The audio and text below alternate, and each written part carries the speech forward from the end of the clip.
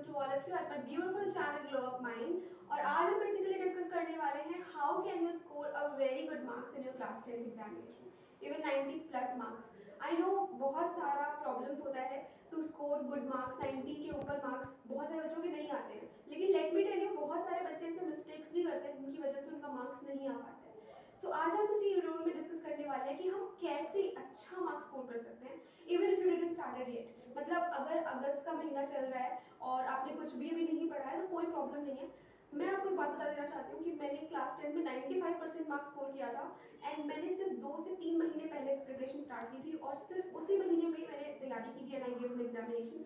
और उस टाइम पे एक्चुअली हुआ क्या था कि हमारा टर्म 1 टर्म 2 का पेपर हुआ था। तो हमारा जो टर्म मेरा जो टर्म फर्स्ट था उसमें मेरा 93% आया था और टर्म सेकंड में यानी कि टोटल जो हमारा ओवरऑल बोर्ड एग्जामिनेशन होती है उसमें मेरा 95% मार्क्स आया था।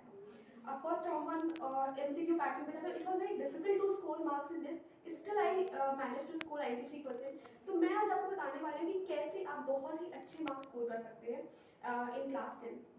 सो गाइज, सबसे इंपॉर्टेंट एलिमेंट जो होता है अगर आप किसी भी एग्जामिनेशन की तैयारी कर रहे होते हो तो उसमें जो सबसे इंपॉर्टेंट एलिमेंट होता है वो होता है सेल्फ स्टडी।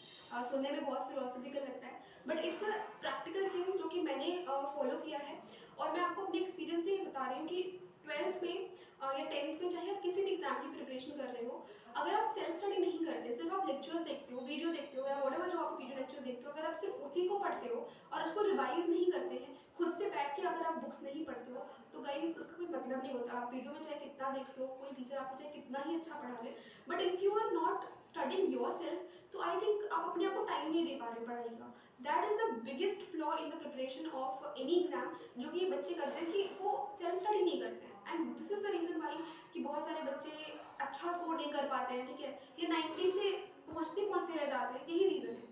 दूसरा जो मैंने सबसे इम्पोर्टेंट काम किया था वो था पीवाईक्यूज को सॉल्व करना। अच्छा, बहुत सारे लोग पीवाईक्यूज नहीं सॉल्व करते हैं, क्यों? क्योंकि बहुत ईजी आते हैं, लेकिन ये कोई रीजन नहीं होता।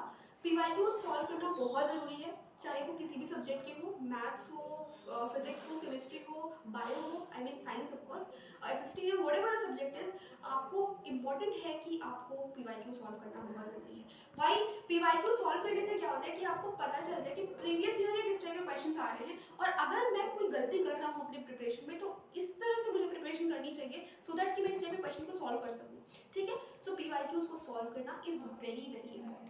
और द थर्ड वेरी इंपॉर्टेंट जो मुझे लगता है वो होता है मेंटल स्टेबिलिटी। अगर आप मेंटली स्टेबल नहीं है, अगर आप बहुत ज़्यादा स्ट्रेस लेते हो, बहुत ज़्यादा आप परेशान होते हो, तो आई थिंक वो बहुत इंपॉर्टेंट एक वीक पॉइंट हो जाएगा आपकी प्रिपरेशन में कि आप प्रिपरेशन नहीं कर पा रहे बिकॉज आपका माइंड कहीं और बिजी है। अगर आपका माइंड स्ट्रेस लेने में बिजी है, एंजाइटी में बिजी है, तो आप अपने प्रिपरेशन में नहीं अच्छा परफॉर्म कर पाओगे, ठीक है। तो इट इज़ वेरी इंपॉर्टेंट कि आप प्रिपरेशन को बिल्कुल शांत माइंड से, प्रॉपर माइंड से, एक अच्छी हेल्थ के साथ करिए, ठीक है। बाहर का तला भुना ऑफकोर्स एटलीस्ट फॉर 1 ईयर मत खाइए ताकि आपका हेल्थ सही रहे, बिकॉज बहुत सारे बच्चों को मैंने देखा है they are did so well in the whole year but at the end of the day उनका बीमार पड़ जाते हैं and something happen with to them and वो एग्जाम नहीं दे पाते। ये मेरे क्लास की बात है, ठीक है।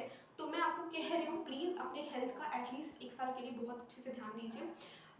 फोर्थ थिंग जो कि मैं आप लोगों को कहना चाहती हूँ वो ये है कि आप एटलीस्ट ना कुछ टेस्ट वगैरह दिया करिए, चाहे वो आप मतलब पीवाईक्यू टेस्ट दिया करिए या फिर कोई अगर आपने टेस्ट वगैरह परचेस किया है वो टेस्ट दिया करिए।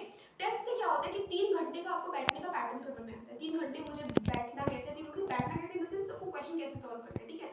तो क्वेश्चन सॉल्व करने का तरीका कैसा होना चाहिए, 3 घंटे में आपको कैसे क्वेश्चन को अप्रोच करना है, how to handle that stress, that is very important. कि बहुत सारे बच्चे ना पढ़ते तो बहुत है लेकिन आखिरी में मतलब ना चौपट कर देते हैं। रीजन क्या होता है इसका? क्योंकि वो स्ट्रेस नहीं मैनेज कर पाती, वो प्रेशर हैंडल नहीं कर पाते और वो प्रेशर हैंडल ना करने वाले की वजह से उनका पूरा पेपर बेकार हो जाता है, पूरे साल की मेहनत बेकार हो जाती है। तो वो करने के लिए एटलीस्ट आपको थोड़े टेस्ट देने चाहिए, जो कि मैंने बहुत दिए थे टेस्ट। पीवाईक्यूज के पेपर मैंने दिए थे, वो मैंने बहुत दे रखे थे, प्रीवियस ईयर पेपर को एज अ टेस्ट दिया था मैंने। मैं एक और बात बता देना चाहती हूँ कि मैंने 10th में किसी भी तरह की ऑनलाइन कोचिंग, ऑफलाइन कोचिंग कुछ भी नहीं लिया था। मैंने सिर्फ और सिर्फ यूट्यूब से पढ़ाई की थी and in the upcoming videos में सब्जेक्ट वाइज आपको बताऊंगी कि मैंने कितने मार्क्स स्कोर किए थे और कैसे आप भी इतना अच्छा स्कोर कर सकते हैं, एज वेल एज मैं सब्जेक्ट वाइज स्ट्रैटेजी भी शेयर करूंगी in the next videos. So please be updated on my channel and if you like the video please like and subscribe.